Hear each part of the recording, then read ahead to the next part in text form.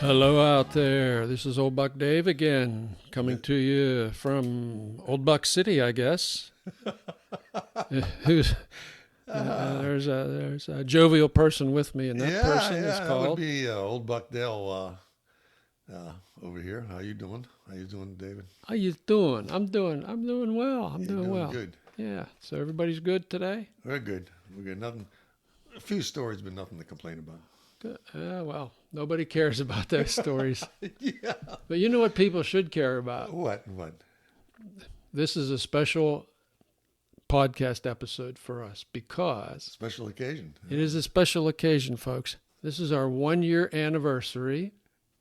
1 year. So happy birthday to the two old bucks. They said we would never last this long. So we made it 61 in 1 year. 60 years we've been buddies, and we made it another year as buddies. Yeah. So let me get some statistics here. So how many episodes have we done in a year? I don't know. I just listened to them. Yeah, you do. 56. No So kidding. we're doing a little better than one per week. We kind of jammed a couple early on. Guess how many countries we have listeners in? How many countries we have listening to us? You mean? How many listeners? Yeah, what countries do our listeners come from? How many countries? Oh, maybe 6. 24. We've planted seeds in 24 countries, buddy. Some of those seeds have sprouted. Some of them have gone dormant, but So do you remember the early days, Dave? Remember when it all started? I do remember how it all started. And you said to me what? What did you say? I said, I called you up one day. I said, hey, Del, we're going to do a podcast. And my answer was, what's a podcast? What's a podcast? And I tried to explain it to you. And then you said, you tweak the FM dial, and it's right here. It's you. It's right here between this station and this all right, station. I'll do it. Let's try Yeah. it. Whatever it is, if you want to do it, I'll help you. So here we are, a Here year we later. are, A year later. It's been fun. It has been fun. We've put out a lot of episodes in a lot of countries, and think all the Ambien prescriptions that were able to be canceled across the world. And all the things have yet to be understood. All the laughs, and actually, Dave, I've been looking back on it. It really has been a lot of fun. We never intended to set the world on fire. We had some great beginnings. You and I together, and owe a lot to all those folks in Normalville. Normalville Helped us along and the everywhere way. else, but especially Normalville. I mean, I believe we've probably put a couple of people onto some good books, and maybe made them think about some things, and certainly know we appreciate every one of them. Yeah, everyone, all the vivacious vixens, and we've had some interesting. So interesting contests and misplaced modifiers and all that sort of thing. Oh, man. Who came up with the name? I think you probably came up with the name, but I'm not sure. It doesn't matter, I guess. But we bantered that about. We bantered that around. But then, because that's what we were. That's what we felt like. Yeah, but then I had this idea for our logo would be these 2 crumpled up dollar bills, and I was taking photographs of the dollar bills and crumpling them up, and those kind of old bucks. And you said, let's just get antlers. That made a whole lot more sense. So. And if anybody's ever seen that photo on our website, I just want them to know that I'm the guy on the right. On my right or your right? Looking at the picture, I'm the guy on the right. Okay, I'll have to take your word for it because I just know I'm the good-looking one. But I thought I'd also take this opportunity to thank some of the people behind the scenes. Mm-hmm. We've got a lot of people that it's not just the two of us that makes this happen. Right.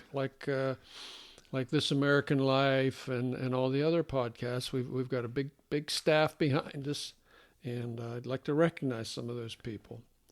So first of all, we have Dave from accounting. He pays the bills, and he funnels our crypto income to our to our offshore accounts. He helps us explain crypto. Yeah, we got Studio Dave. He manages the studio, of course, and reserves the remote sites when we, particularly for you. He sends all your bills to Dave from accounting when you send these. Sets up all the great locations. Yeah, Keeps you supplied with those Cuban cigars. Yeah.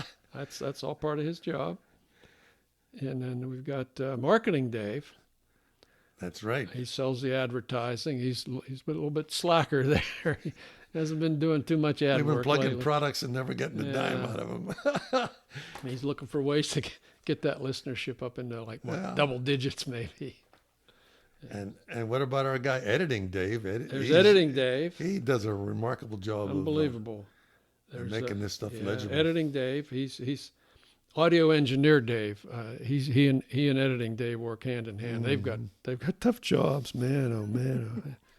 because Broadcast Dave and Broadcast Dell, after we're done, we go home. But we go home. Dave and we're done. We're done. And I got to tell you, as a broadcaster myself or a podcaster, I really appreciate working with Editing Dave. He's the best. He's okay. What about Legalese Dave? Legalese Dave, he watches all those things. He takes care of the libel suits and yeah, all the suits pending against us. So he's got a big job too. I looked at some of these other titles that these podcasts have: project manager, outreach manager, writer/editor, voiceover specialist, graphic designer, administrator. Well, folks, I guess you get the impression. We got 11 people working for us, and one is Dell, and the other 10 are Dave. Fortunately, Dell is the creative genius behind all this. Yeah. Whether he realizes it or not, he just kind of stumbles into this stuff. But anyway. Anyhow, it's been a great fun. And any repeat listeners, we appreciated, like Old Buck Tom and Old Buck Bob and Old Buck Gene and those guys. And, we appreciate all our loyal listeners. Yeah. Russia is still our number 2 country here. They've pushed aside Germany and Canada and some of these other countries that were vying for the U.S. here. It's probably, in the wintertime it gets dark over there, and there'd be nothing more soothing than trying to listen to Old Buck Dave and Old Buck Dale tell stories, and before you know it, they sleeping soundly. Often. Das Vidanya land. Dreaming of reindeer. Yeah, dreaming of reindeer. Anyway, it's been a hoot, and going to be a hoot a while longer, I hope. Yeah, it's going to hopefully we're going to do our 2-year anniversary next year. Oh, by the way, I spoke to old Matarats, and Matarats says, hey, he says, I listen to you guys all the time. He said, makes them laugh and makes them smile. Yeah, boy. Thinking about the old days, so. But hey, enough of that. We can only pat ourselves on the back so long here. I got something I wanted to tell you. What are you going to tell me? You remember a while back I was talking about an issue with a grill. The Weber grill. Oh, you weren't. I wasn't supposed to say Weber. But Weber grill. Let's just be honest, because this may help some people out there. I didn't know this. I said I had a problem with the Weber grill. I spent a long time trying to get in touch with them. I finally talked to somebody, and I mentioned the word fire, and they have a division that deals with that. The fire division. Well, if a grill catches on fire, they'll put you right to basically a fire division, someone that deals with that issue. So I said, but while they're doing that to me, I said, but if I could just talk to somebody and tell them what's going on, but. And then they said, no, we'll send you the parts. And they did. Yeah. And the thing did catch on fire, and it did melt some stuff. I replaced all that, and it worked. It worked. And I said, there's something wrong with this grill. There's something wrong. It just will not work properly. So here's the end of the story. The other day, about Tuesday, I spent 20 or 30 minutes on hold listening to, due to a large call volume, and we appreciate your business. You know the routine. Okay, so finally, I think they all buy that recording and they all plug it in, use the same. So finally, the music stopped, and someone said hello, and I said hello. Are you a real person? And she said yes. What's the problem? So I told him, and she goes, well, If it's fire, I said, please, just listen to what I'm telling you. I said, I can't adjust the flame on this thing. Then she says, well, did you register it? And I said, yes, I did. Do you have the serial number on it? I said, yes, we do, because I was calling from the, right next to it. I said, I have 2 exact grills. One works really well and one doesn't. What could be the problem? So she's asking me all kind of questions to prove my authenticity. And I said, ma'am, can I speak to someone that technically understands what's going on? And she says, these serial numbers on the 2 grills that you have don't match. She said, one is for propane and one is for natural gas. So listen up, folks. Don't make the mistake of buying a Weber grill that you want to use for propane that's only made for natural gas. Or vice versa, I guess. Right. So I said, I think you're right here, ma'am. Problem solved. Problem solved. Nice. The natural gas orifice on the fuel manifold are so much bigger, it just will not produce a decent flame, a nice hot flame. So I said, well, what do we got to do to change it? She said, can't help you. Can't help you. Do you have a kit? She said, we don't do it. She said, I can't tell you the number of people. So then I even called the propane people and asked them if they would. So, I mean, did you basically buy the wrong one? Or it was not labeled correctly at the store? No, we bought the wrong grill. It is not interchangeable. We're going to have to give it away. It was about a $900 or $1,100 grill. And you can give it to me. Do you have natural gas? Just go ahead. You're full of methane, is what you're saying. I'm full of methane. So it's like you at the theater. This thing is now useless to it, but if you go online, you can see it, or you can convert them. But very tedious process. You got to buy a lot of stuff and put new orifices in and get them the right opening and so on and so forth. So that was the solution. That's why we could not get this grill to work. Be very careful that the grill you buy, used or otherwise, is going to work on your gas supply. Otherwise, Weber will not change it for you, and they don't have parts for it unless you try to do it on the open market, which is really tricky. So that's interesting. Wow. Okay, folks, that was our public service announcement for the week. So that was a good one. That was a good public service round. Pay attention to that one. Yeah. So what else are you paying attention to?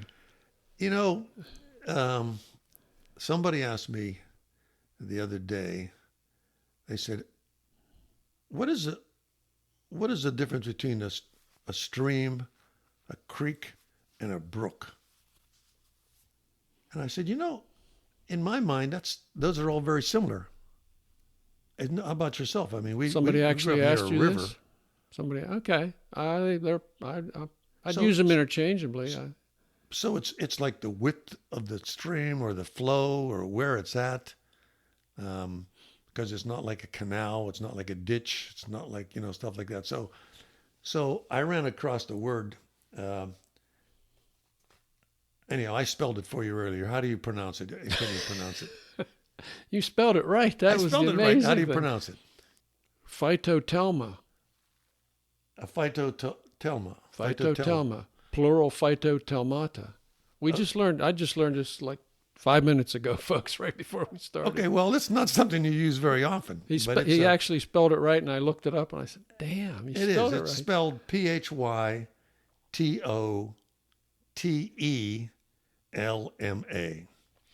Okay, so how this started was I looked up the term body of water in Wikipedia, and I was amazed, absolutely amazed at the various names for body of waters, from like an bodies of water. Right? Yeah, bodies of water. Well, you're going to get slammed on that one. Somebody's going to get. Well, bodies of water. That's plural. Yeah, but the first one in the list is called arroyo. You know what an arroyo is? Arroyo. Arroyo. I thought that was like a canyon. An arroyo is a pathway that only gets filled with water at certain times, like during a storm. Do you remember Louis Arroyo? No. Pitcher? No. Major League pitcher? Okay. You're getting Sorry. You're getting off. You're going to make me lose my train of thought. Keep and that's that- easy enough to do. Keep that train on the tracks, so baby. anyhow, I'm looking this up. This is the listeners. We have some very sophisticated listeners out there, and they're going to want to look up that term, which is, pronounce it again, David. Phytotelma. Yeah, they're going to want to know what a phytotelma is, how big it is, where it's located, because most people maybe have seen one. They just don't. They might even have one. They just don't know what it is, what it's called. So I looked at this stuff. So I looked up creek. And then We went to school with an Elma. It's different, though. Go ahead. Yes, we did. I'm still trying So all these names. It's a run you off huge track. list of names. Uh-huh. And I was really impressed with what some people call, different people have different names for all these things, but all the English names for these. What was the last? Let's see. I think the last. What was it? Oh, yeah. It starts with kiss the the Royo mic. and Kiss the mic. it starts with the Royo and ends with wetland as being the last name in this list of, and it goes through the whole alphabet. So there's lots of names for a lot of bodies of water. Different types of water. Okay, that's kind of. So that's interesting. If you're, it's like if you have nothing better to do, if someone asks you that question, Google that and look that up, and you'll be surprised if you live near a body of water how many names there may be for it. So, like, you live near a lake. What's that got to do with phytotelma? It is a little body of water. It's a body of water. Mm-hmm. Where is it? I'm going to challenge our listeners to figure that one out. Ah, we're going to get some letters from afar. All right, That now will say, I know gotcha. what that is. Okay. And they'll tell us. All right, folks. buckstoold@gmail.com. So, like I told you. First one in with the right answer gets... you remember what I told you when you asked We'll split one of our offshore bank accounts with you. You remember what I told you earlier? If I was to describe myself, you said, "Hey, if you describe yourself." You said, if you would describe yourself, Dale, what would you say? And I would say, I have perseverance, and I have intelligence, but no genius. No genius. So I'm working on genius now. I don't know, man. You're like a creative genius to me. You wonder or a mad where genius. at 5:30 in the morning on Sunday I come up with these things and write it's 5 o'clock again. He's sending me this crap already. Good people, we along with being together on a podcast, that is something that has been a real blessing to me. Is at 5:30 in the morning I could come up with something as strange as this. Everybody needs a friend that they can write to for something like this. And don't encourage him. David's been that. David's been that friend. So anyhow, that's my story on bodies of water. Bodies of water. Okay. Phytotelma. Yeah. Here we come. There's like, I was reading that in Swedish or something, there's something like 30 words for ice. It's the same idea that, well, it's not the same idea actually. It's that it's so much a part of their culture that they can slice and dice ice into different names. So well, that makes perfect sense. That's like the Israelites had so many names for God. Okay. They had several names. So if you're somewhere where there's lots of snow, and would you say Iceland or Sweden? Is that what you said? It's one of those Nordic countries. So if they know good snow, bad snow, yep, they can tell what the snow is going to do if it blue melts. snow, what we can use, what we could drink, what we could do. Dirty snow. So it makes perfect sense. Yeah, that's more useful information. Going out on the pod waves. Going out on the pod waves. We're in the doghouse today, buddy. Hey, speaking of doghouse, I wonder how many people saw that article about the dog that inherited all that money. I think his name was Gunther. Gunther. Gee, I saw a clip on TV about that. Well, I thought that was made up the first time I saw it. No, apparently a very wealthy man or a person left all his fortune to a dog, and this was Gunther III, the German Shepherd, beautiful dog, and he then passed away. So I saw this thing, and of course, my mind being what it is, I started smiling to myself, and I said, if this dog has all this money, there must be a huge entourage of people that are benefiting from that. He's got to have lawyers. You got to have feeders. There's people that just do nothing but throw the ball for him or something. And I'm thinking, the ball thrower. Yeah. I'm thinking, and he has this huge, like a podcast staff. Yeah, and he's got a $35 million home that he's going to put on the market.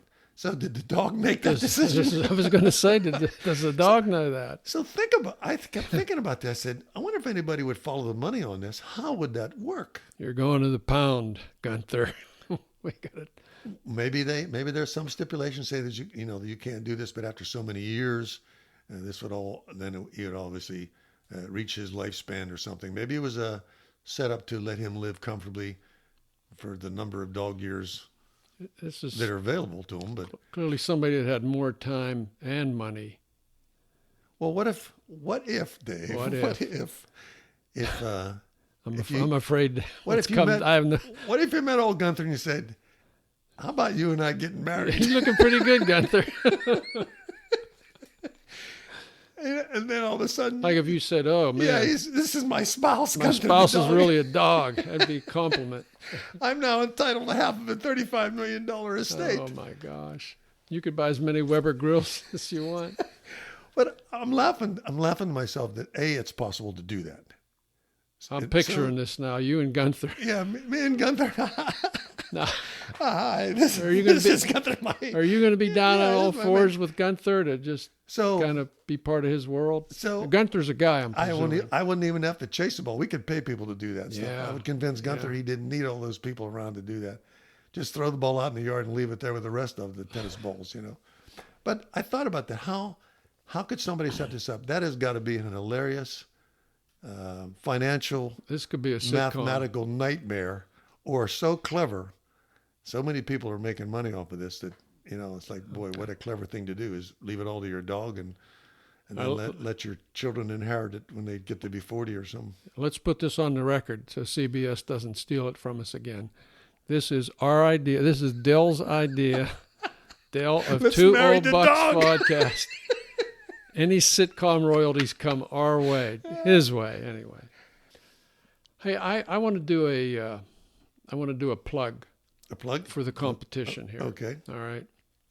Not really the competition.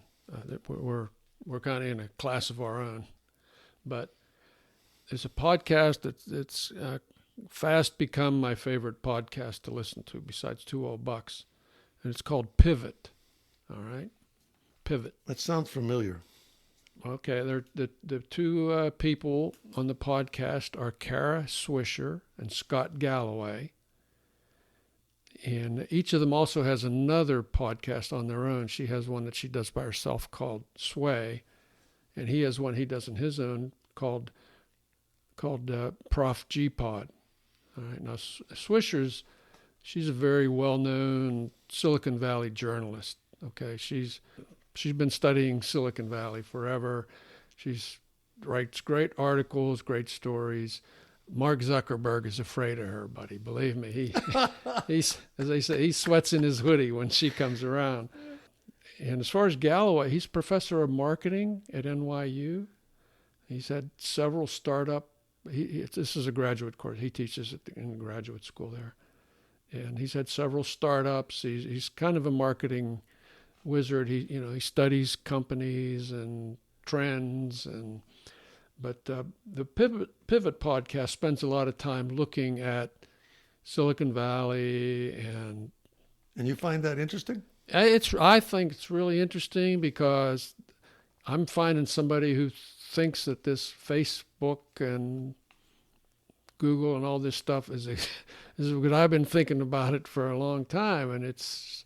What was that? What are you thinking about? Well, I mean, it's going to turn the world into something different than what it could be otherwise. You mean like this meta thing? The metaverse, and let's spend more time in artificial reality, and let's give all the kids a screen when they're 2 years old, so they won't know what real communications are and what real people are. Won't have That's to- where this is won't going. even have to learn to write. This is kind of a rant, but no, these folks do some really good analysis of the different companies.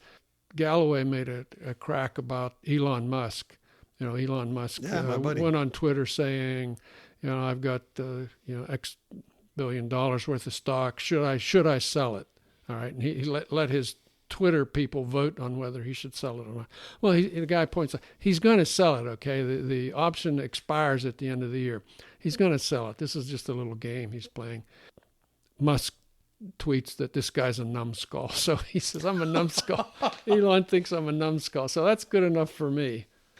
But I got to tell you one thing: do not listen to these people at bedtime. They are not going to put you to sleep. Okay, it's high energy. It's unfiltered. You learn some new words there. Oh, and they're kind of the anti-Bucks in that regard. But I'm saying listen to Pivot. Go download Pivot and see what you think. It'll be the two of them. It'll be the two of them discussing different things that you and I discuss. Yeah, except a lot more intelligently than we do. Like they know what they're talking about. I guess it's nice to have somebody that you can talk to on your own level. You could probably compete with them. I couldn't. I wouldn't. No. Listen to them. Listen to them once. Now this is honestly, a lot of times you'll meet people and you say, I could do that, or I could have done that, or I thought of that. When I listen to these guys, especially him, it's like, he's thinking a million miles a second. He's really, really an interesting big picture guy.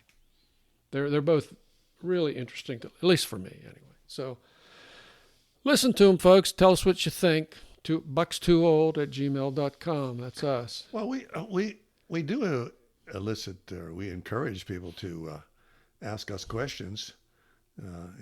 We might dare to be dangerous, live dangerously, and give advice. Hey, speaking. I told somebody the other day. I said, I am an augury. An augury. And they said, what? Is that different than an ogre? Augury. And they said, what is that? And I said, like an auger? I predicted you were going to say that. I could predict you were going to say that. When I tell people I'm an augury, you can always be certain they'll say, what is that? So. Okay. Tell us what you want. Everybody listening to Old Bucks, go ahead and give me your, send your question. And nobody's going to tell us what that is. We've already put them gmail.com. Phytotelma or whatever. Anyhow, Dave in your marketing deals with those emails, so I might not get them. You probably won't. Yeah, they get filtered out. Yeah. Hey, speaking of emails, we did get a letter from afar. Oh, did I? Uh-oh. Yeah, this is from none other than Normalville. Oh. Okay. And I recall a couple episodes back you were talking about the Normalville moose. Yeah, I thought there was a moose club there. It turns out, this is from a resident, says there is no moose club in Normalville because Normalville is dry. It is a dry town. It's dry? It is dry. Now, this loyal listener... I remember listener... Normalville having a bar in every corner. This listener said... But everybody knows where to go. Oh, that's right. That's okay. right. So a lot of speakeasies in Normalville, apparently. Well, thank you. Thank you for the clarifying that for our good listeners in Normalville. We love everybody there. On that note, I think it's time to say goodbye. Ah, well, believe it or not. Yeah, Old Buck Dell saying thank you for the memories and all the good times. This is Old Buck Dave saying the same thing. Happy anniversary for us. Happy anniversary to us. Thanks, folks. Take care. Bye-bye. Wait a minute. Stop the music. I just checked. For everybody's information, I'm the guy in the right. Adios, folks.